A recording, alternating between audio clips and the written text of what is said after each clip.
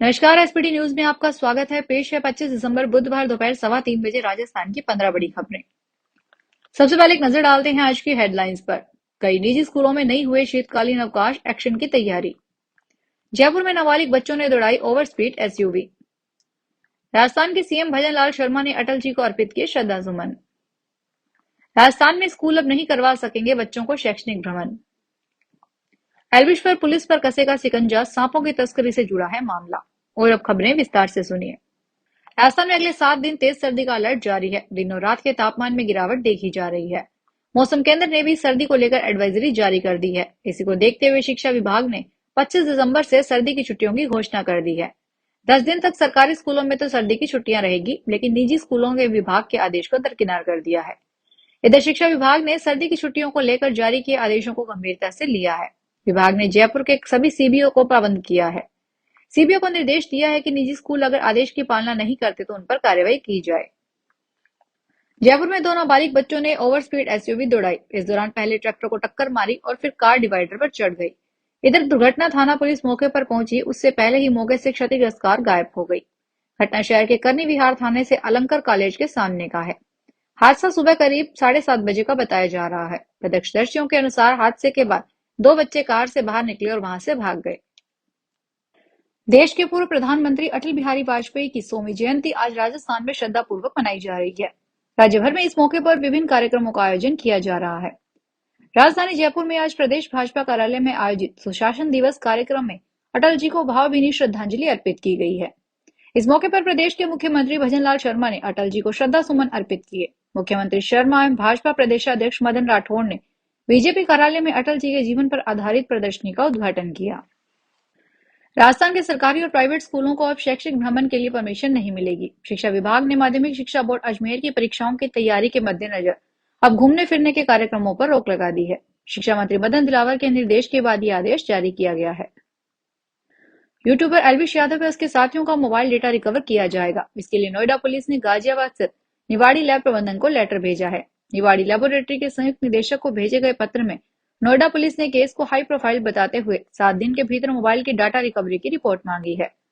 Police को आशंका है कि एल्विश और उसके साथियों के मोबाइल में सांपों की तस्करी व रेव पार्टी से संबंधित कई अहम डेटा है।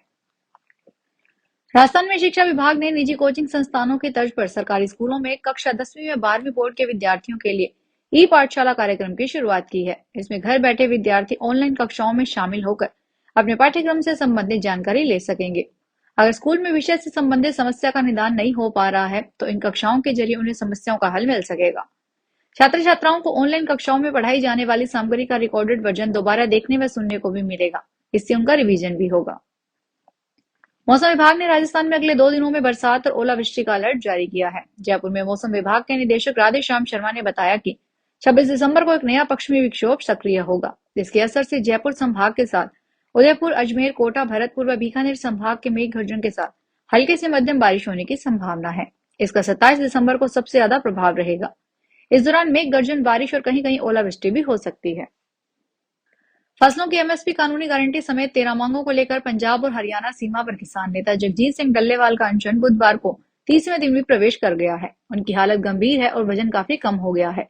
वहीं उन्होंने पीएम नरेंद्र मोदी को एक और पत्र लिखा है। पत्र में कहा गया है कि आप कृषि विषय पर संसद की स्थायी समिति की रिपोर्ट के आधार पर एमएसपी गारंटी कानून बनाए। यूपी की खाप भी समर्थन में उतरी। दूसरी ओर किसान नेताओं ने दावा किया है कि उत्तर प्रदेश की खाप पंचायतें भी किसान आंदोलन 2 के समर्थन में उतर आई है। वे 29 दिसंबर को बास हिसार हरियाणा में होने वाली खापों की महापंचायत का भी हिस्सा बनेगी। इससे पहले हरियाणा की खाप पंचायतों ने चंडीगढ़ में प्रेस कॉन्फ्रेंस कर संघर्ष का ऐलान किया था। राजस्थान के राज्यपाल हरिभाऊ बागड़े ने कहा कि आक्रमणकारियों ने हमारी संस्कृति पर आक्रमण किया और धर्मांतरण कराया।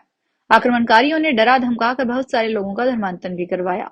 राज्यपाल ने सीकर में एक समारोह को संबोधित करते हुए यह बात कही। राज्यपाल ने कहा कि सभी लोगों को शिक्षा लेनी चाहिए। पहले हमारे पास शिक्षा वाले लोग थे, लेकिन बीच में हमारी संस्कृति बिगाड़ने के लिए मोहम्मद मीर कासिम आया और हमारी संस्कृति को मिटाने की कोशिश की। फिर दिल्ली के राजा रहे बहादुर शाह ने हमारी संस्कृति को नष्ट करने की कोशिश की। कोटा संभाग में रावत भाटा क्षेत्र में चंबल नदी में मिलने वाली मध्य प्रदेश होकर राजस्थान में आ रही ब्रह्मानी नदी पर 1140 करोड़ की लागत से बांध बनाने की तैयारी है। प्रस्तावित बांध के लिए जल संसाधन विभाग एक बार फिर डिटेल प्रोजेक्ट रिपोर्ट बनाएगा। इसके लिए भारत सरकार की कंपनी वेबकोस को 5 करोड़ 30 लाख रुपए का वर्क ऑर्डर जारी कर दिया गया है। इस डीपीआर में देखा जाएगा कि बांध के पानी को कैसे ग्रेविटी से बनास नदी तक ले जाया जा सकेगा, ताकि बीसलपुर अजमेर होकर जयपुर में पानी भेजा जा सके। कोटा संभाग में रामगढ़ विषधारी टाइगर रिजर्व में बांगों का कुनबा बढ़ाने की शुरुआत हो चुकी है। पर्यटकों के लिए वाइल्ड लाइफ में नए रोमांच की भी सौगात जल्द मिल सकती है। रामगढ़ विषधारी रिजर्व में पर्यटकों को बोटिंग से टाइगर सफारी का ऑप्शन भी होगा। इसके लिए टाइगर रिजर्व प्रबंधन ने प्रस्ताव बना लिया है। बोटिंग से सैलानियों को रामगढ़ के प्राकृतिक सौंदर्य की छटा देखने का मौका मिलेगा और शंभू सागर में पानी पीते व जंगल में विचरण करते टाइगर सहित वन्य जीव, भालू, जरग, चीतलों का दीदार होगा। योजना सफल रही तो रामगढ़ टाइगर रिजर्व प्रदेश का पहला टाइगर रिजर्व होगा, जहां बोटिंग से टाइगर सफारी का पर्यटक आनंद उठा सकेंगे। लोकसभा अध्यक्ष ओम बिरला ने कहा कि कोटा में अगले साल ग्रीनफील्ड एयरपोर्ट का काम शुरू होगा। चंबल में क्रूज की शुरुआत होगी। उन्होंने 3 दिवसीय कोटा महोत्सव का शुभारंभ करते हुए यह बात कही। बिरला ने कहा कि मुकंदरा टाइगर रिजर्व में टाइगर आएंगे और सफारी शुरू होगी। दशहरा मैदान के सेकंड फेज का काम शुरू होगा। ऐसे में पर्यटन बढ़ने से रोजगार की संभावनाएं हैं। श्रीगंगानगर जिले के कुछ हिस्सों और पड़ोसी जिले अनूपगढ़ के जैतसर में आज अल सुबह कोहरे का असर रहा। हालांकि श्रीगंगानगर शहर और केसरी सिंहपुर में कोहरा नाम मात्र होने के कारण विजिबिलिटी क्लियर रही। श्रीकरणपुर और सूरतगढ़ से सटे जैतसर इलाके में अल सुबह घना कोहरा नजर आया, जिससे लोगों को जबरदस्त परेशानी का सामना करना पड़ा। राजस्थान में रबी विपणन 2025-26 के दौरान एमएसपी पर गेहूं बेचने वाले किसान 1 जनवरी से 25 जून तक पोर्टल पर पंजीकरण करा सकेंगे। सरकारी एजेंसियां एमएसपी पर गेहूं खरीद 10 मार्च से शुरू करेगी, जो 30 जून तक जारी रहेगी। गौरतलब है कि केंद्र सरकार ने गेहूं का न्यूनतम समर्थन मूल्य 150 रुपए से बढ़ाकर 2425 रुपए प्रति क्विंटल निर्धारित किया है। इसके अलावा राज्य सरकार की ओर से 125 रुपए प्रति क्विंटल का बोनस दिया जाएगा। इस तरह किसानों को प्रति क्विंटल 2550 रुपए मिलेंगे। जोधपुर पुलिस कमिश्नरेट क्षेत्र में नाबालिग के घर से गायब होने के मामले बढ़ रहे हैं। जोधपुर में नाबालिग लड़कियों के घर से भागने के मामले बढ़े हैं। पुलिस कमिश्नरेट ने बुधवार को 4 मामले सामने आए। पुलिस मामला दर्ज कर नाबालिग की तलाश में जुटी हुई है। पहला मामला प्रतापनगर सदर थाने में दर्ज हुआ। संजय बी कॉलोनी में रहने वाले एक व्यक्ति ने बताया कि उसकी नाबालिग बेटी घर से बिना बताए कहीं चली गई है। अंदेशा जताया जा रहा है कि उसे कोई भगाकर ले गया है। फिलहाल पुलिस मामले की जांच कर रही है। फिलहाल इस बुलेटिन में इतना ही। फिर हाजिर होंगे बड़ी खबरों के साथ। अगर आप भी अपने आसपास की छोटी बड़ी और महत्वपूर्ण खबरों से अपडेट रहना चाहते हैं तो सब्सक्राइब कीजिए हमारे चैनल एसपीटी न्यूज को और प्रेस कीजिए बेल आइकन पर।